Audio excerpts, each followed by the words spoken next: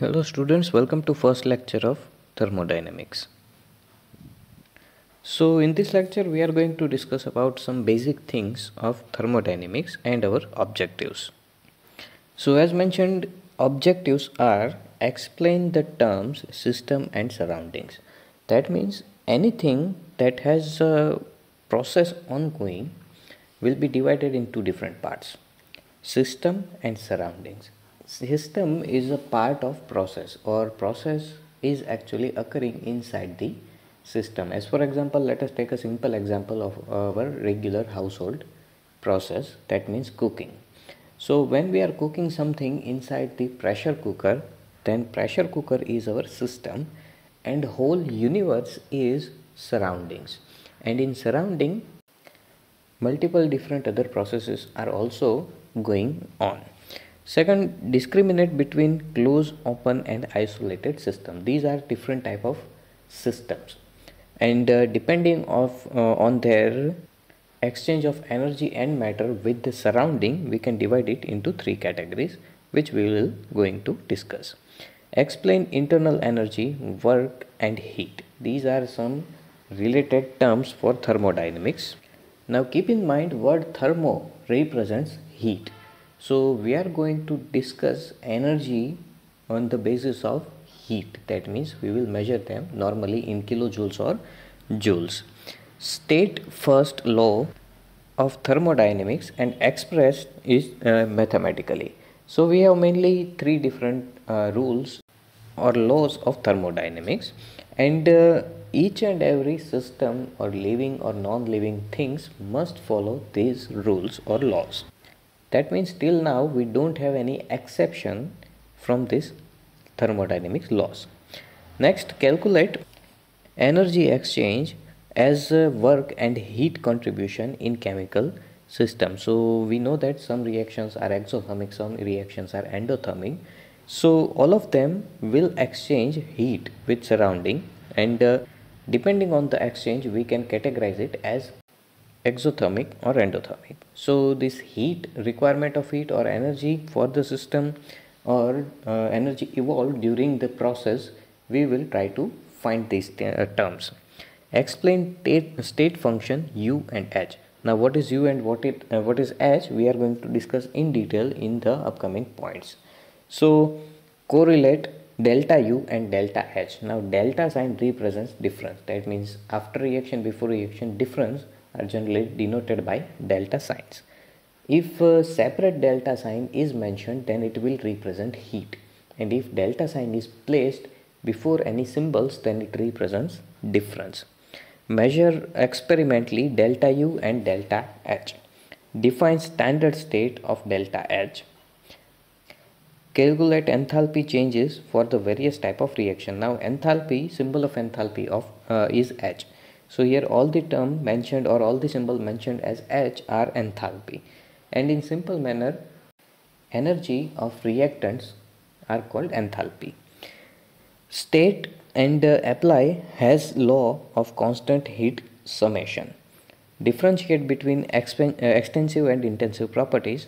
Define spontaneous and non-spontaneous processes. Explain entropy as a thermodynamic state function. Apply it for spontaneity. Explain Gibbs energy change. Now Gibbs energy change is actual energy requirement or actual energy evolved during the reaction. That means suppose you have a reaction in which during the reaction let us say 100 kilojoules of energy is evolved, then 100 kilojoules of energy is Gibbs free energy of that reaction, but value of this evolved energy will be in negative. That means if reaction is exothermic, then delta G or Gibbs free energy will be negative. And similarly, if reaction is endothermic, that means if reaction requires energy, then delta G or Gibbs free energy will be positive. Establish relationship between delta G and spontaneity, delta G and equilibrium constant.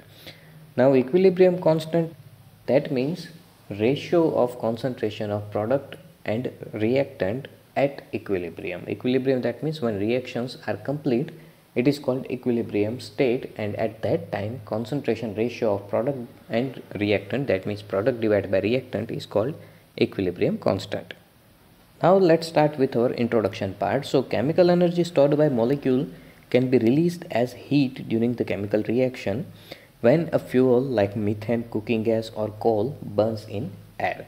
So it is a kind of exothermic reaction. Because of chemical reaction, heat is evolving and we are regularly using these type of exothermic processes. And with this type of exothermic process, doing some endothermic processes like cooking. The chemical energy may also be used to do mechanical work when fuel burns in an engine, or to provide electrical energy through the galvanic cell like dry cell. That means conversion of chemical reaction into mechanical work and chemical reaction into electrical work. Dry cell is an example of our regular cell which we use in remote controls or clocks. These are called dry cells. Thus, various forms of energy are interrelated and under certain conditions. These may be transformed from one to other into other. The study of this energy transformation from the subject matter of thermodynamics. That means we are actually concentrating on different type of energy transformation. One type of energy can be transformed into another type of energy, but we cannot create energy or we cannot destroy energy. We are actually just transforming it into one form to another form. That means if you have electrical energy and if you are providing it to fan, then electrical energy will be used to provide heat and kinetic energy. This kinetic energy and heat will be used for some other purposes, and eventually it will turn into some other type of energies. The law of thermodynamics deals with the energy change of a macroscopic system involving a large number of molecules rather than a microscopic system containing few molecules. The thermodynamics is not concerned about how and what rate these energy transformations are carried out, but it is based on initial and final states of the system undergoing the change. That means assume you have two different type of systems and both of them contains exactly same number of molecules. Let us say our simple reaction is conversion of H2 gas and I2 gas into HI gas. Suppose in two different beakers we have 1 mole of H2, 1 mole of I2 and we want 2 moles of HI gas from them. So first beaker completes reaction in 1 hour and second reaction, let us say it completes in 10 hours.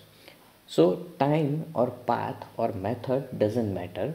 All the thermodynamic values will be same for both of these. Okay, whether you are doing it using high amount of energy or low amount of energy, whether you are doing the reaction at low temperature or high temperature or low pressure or high temperature, doesn't matter. Thermodynamics values depends on final and initial state. If final state and initial state are same for two different reactions, then all of the thermodynamical values will be same for these two reactions. The laws of thermodynamics applies only when system is in equilibrium or moves from the equilibrium state to other equilibrium state. Macroscopic properties like pressure and temperatures do not change with time for a system in equilibrium state. In this unit, we would like to answer some of the important questions through thermodynamics, like how do we determine the energy changes involved in a chemical reaction or process? Will it occur or not? What derive a chemical reaction or process? To what extent do the chemical reaction proceed? So these are the questions which we are going to answer by learning thermodynamics. So in next lecture we are going to discuss about thermodynamic states and different type of system. As we observed in our objective section, we have three different type of systems. So we will try to understand these three different type of systems using some thermodynamical states.